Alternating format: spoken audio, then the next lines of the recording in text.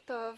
Well, I can't find the rumored view of the Sea of Galilee for you, and it's a little bit late for the sunrise, but I'm trying.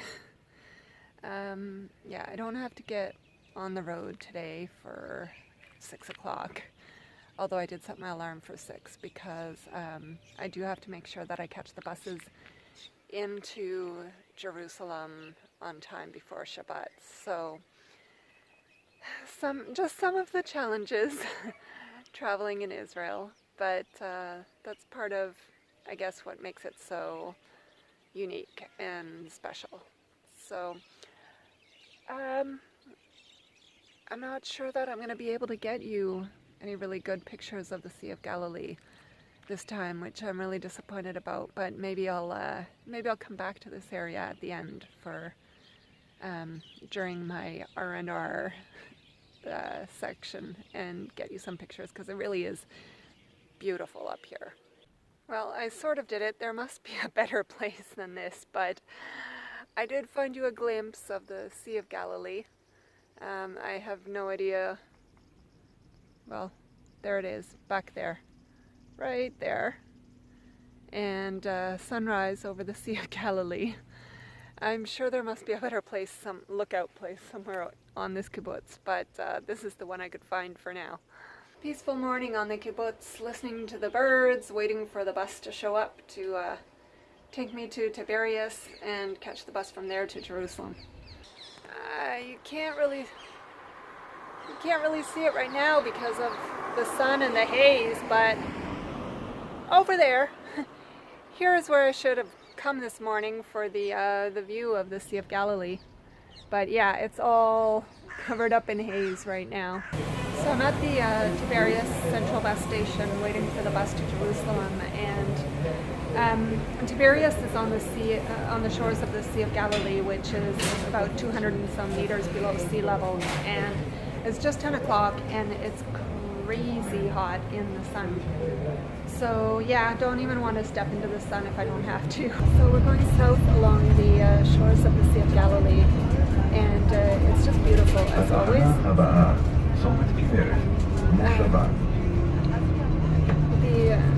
The water levels, as you can probably understand, are critically important here, and as far as I can tell, they seem pretty good, so I'm really happy about that.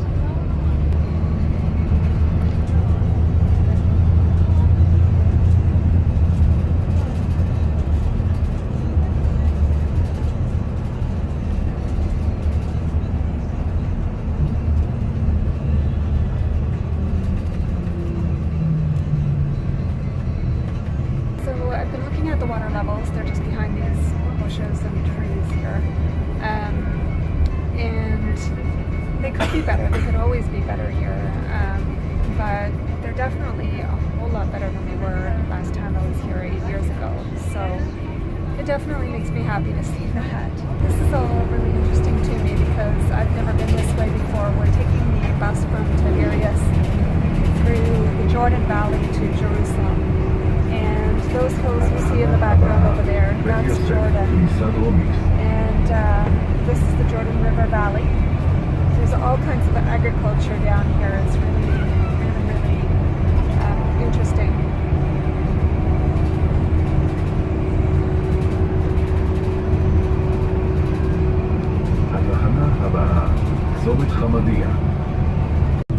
Jules, I'm sorry, I missed the tractors back there. But that's for you. And the irrigation channels, they were irrigating the fields, so they had the hoses, and I don't know, I guess they're burying the hoses, I don't know, but yeah, I missed it. Sorry, too slow on the uptake. Maybe they weren't burying the hoses because those don't look very buried.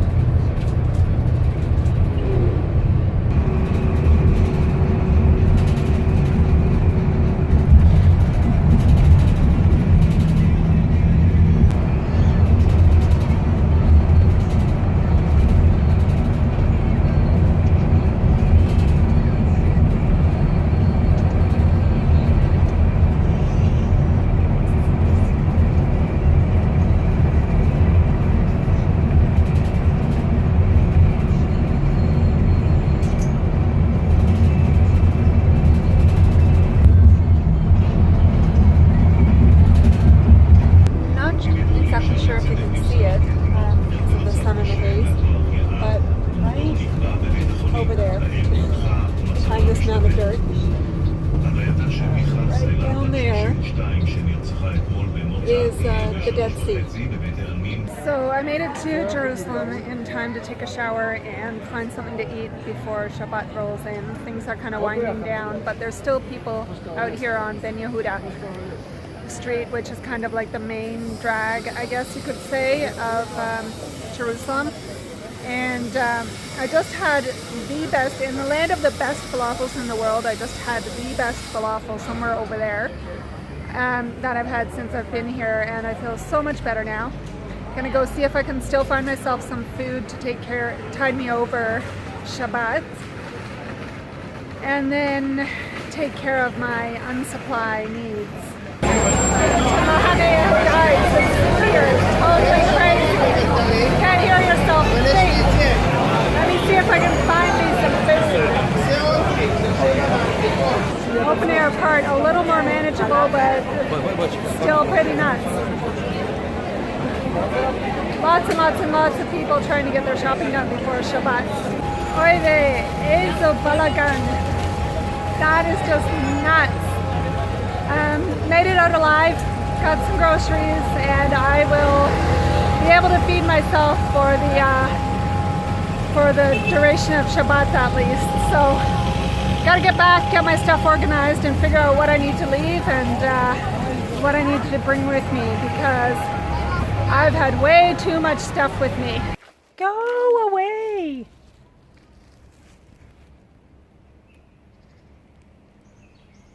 Yeah, I'm not talking to you, I'm talking to that.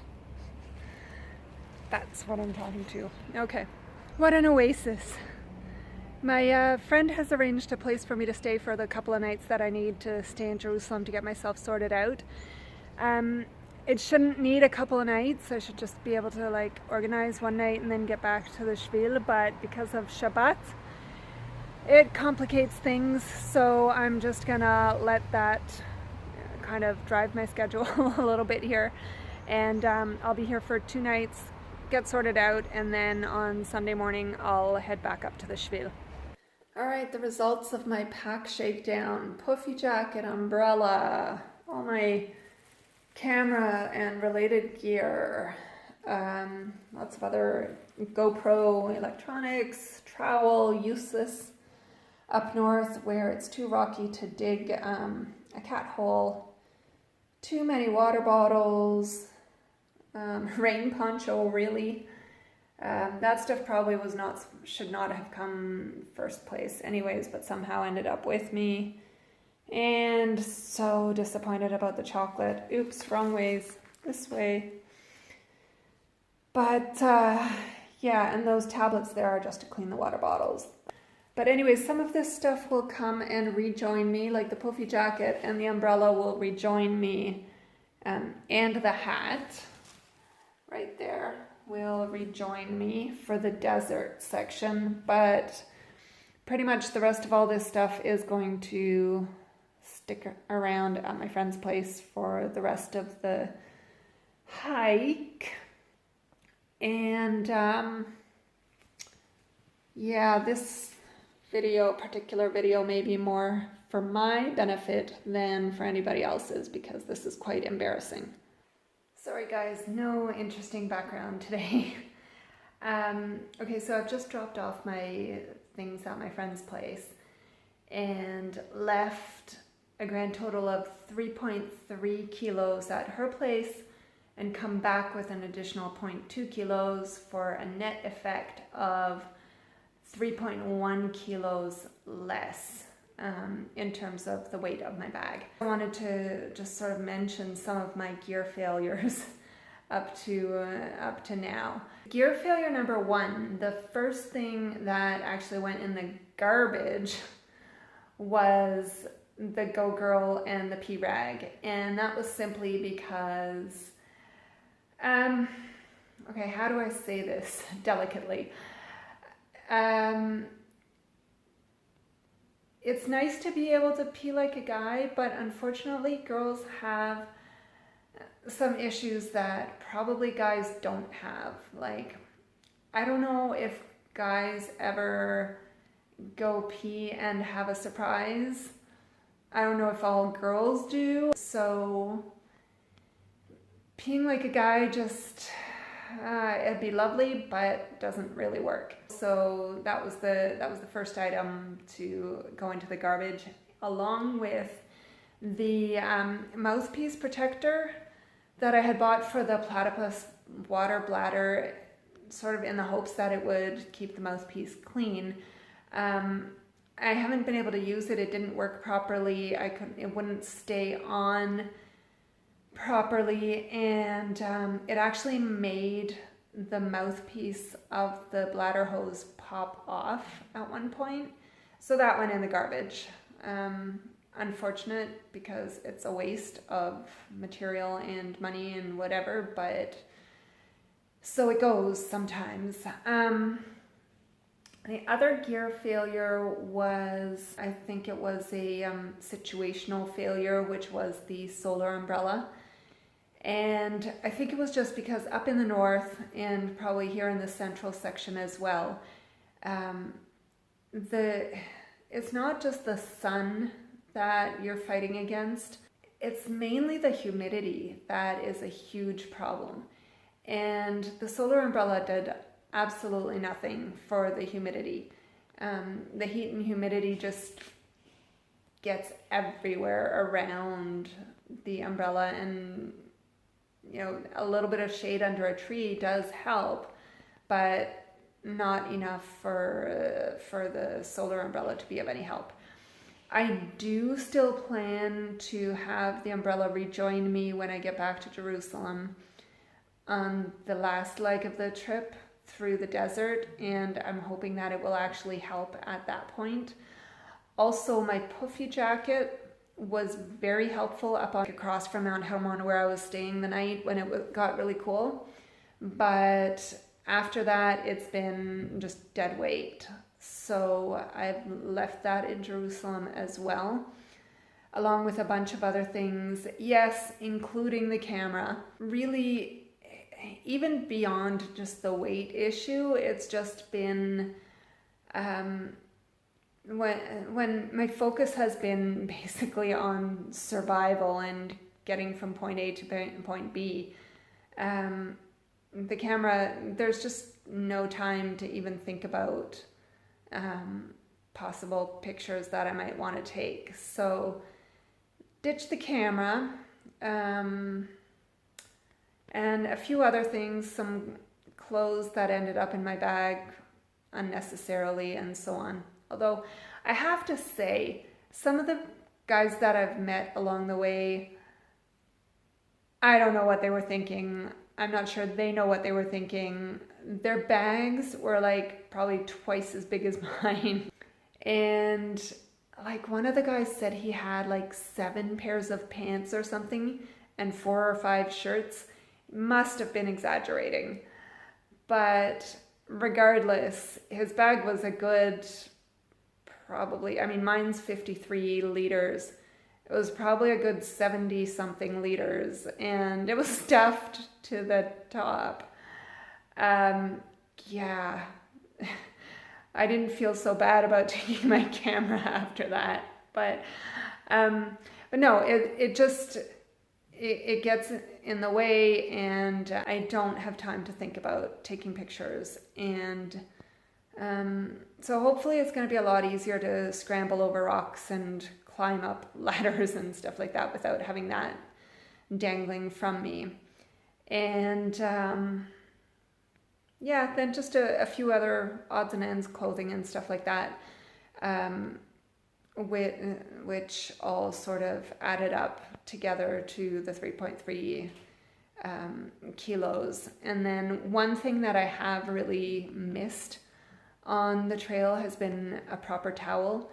I've had my 2 little pack towels, so I left one of them here and I'm going to bring the other one with me, but I also added my camp towel. It's not like a big beach towel or something. It'll be nice to have a decent towel to dry myself with whenever I can get a shower. So actually at the hiker room in Baram, I found out after I took my shower that they had towels there for the hikers to use, which was wonderful. but not every place has that, and it doesn't add that much weight. So I think I weighted at 0.2. So right now everything is spread out on a bed, but tomorrow I'm going to reload everything into my pack and get my new base weight. The other thing that I'm going to have to do is really be judicious with my water supply, and I can't, like, I simply can't carry 6.5 liters of water, even if I've reduced my pack weight. Like, I just can't do that. So I'm gonna have to space my segments such that, and my timing of my hiking such that I don't use so much water, so that I can carry less. Somewhere in the 3 to 4 liters range, I think, is reasonable. Once it starts getting to 5 or 6 liters, I just can't carry that amount of water. Hopefully by the time I get to the desert, I will be able to, because at that point it's gonna be a necessity probably, but who knows, hopefully the umbrella will work and it will keep my water usage down, hopefully. But I certainly do want to test it out. So there you go. I have to get to bed. I'm feeling it already. I will see you guys in the morning with my new and improved pack weight, base weight. And also I think it's about time to talk about some of the lessons I've learned and things I've learned about, specifically about the Shvil after about 10 days on it, sort of partially on it. So yeah, so we will see you tomorrow, and until then, Laila Tov.